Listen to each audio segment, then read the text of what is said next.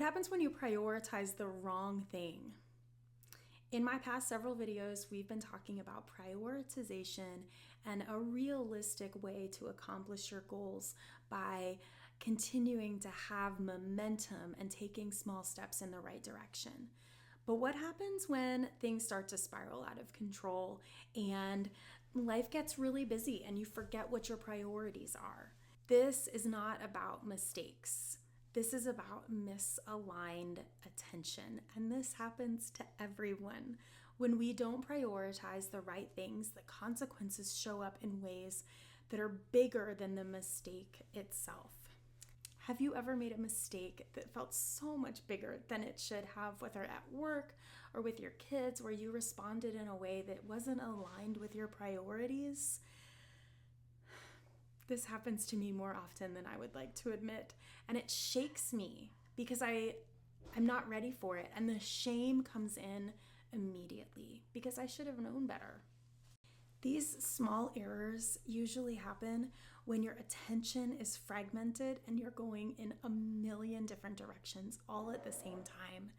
When urgency is misaligned, when everything feels urgent or like an emergency, and when you're reacting instead of choosing how to respond. When everything feels important, that clarity completely disappears. When we're juggling too many important things, everything suffers. Your reading suffers, your listening suffers, and your decision-making shortcuts kick in, where you're responding as quickly as possible, but not necessarily to the right thing, to the right person, with the right words, aligning with your priorities and your values. When I've had this happen in my life, I can feel so much shame and judgment because I should have known better. I should have done better. But it's not my brain that was careless. It was my brain completely overwhelmed and not aligned with my priorities and my values.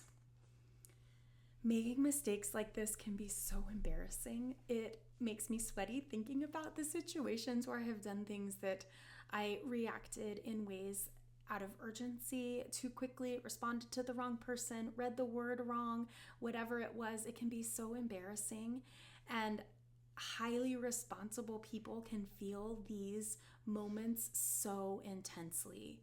And that shame is a signal. It's not a verdict on who you are. The reason that it hurt so much and caused so much shame is not about the mistake itself. It's because it's the cost of constantly carrying too much. But we don't fix this problem by slowing down randomly and not having a plan. We fix it by choosing fewer priorities, naming what actually matters in this actual season of your life, and building in buffers of communication and decision making. So you're not responding to that text message or that Slack message or that email instantly. You're responding to it when you choose to and when you're ready. This is exactly why I built my goals reset worksheet. I was doing too many things and responding in ways that were bringing me so much shame and embarrassment.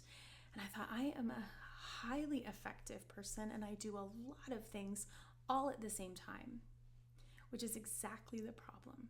I was not prioritizing my time and responding to things individually. I was trying to do far too much, which actually caused me to do a lot less. It's not about doing more, it's about protecting your attention. If you're feeling scattered and this is uncharacteristic and you're making mistakes and feeling that shame, that's why I created this goals reset worksheet. You can download it in the description, and I will walk alongside you as you prioritize what's most important for you. And it's completely free. You don't have to do this alone. You have systems that are here to help you focus your time, your energy, and your attention to align with your priorities.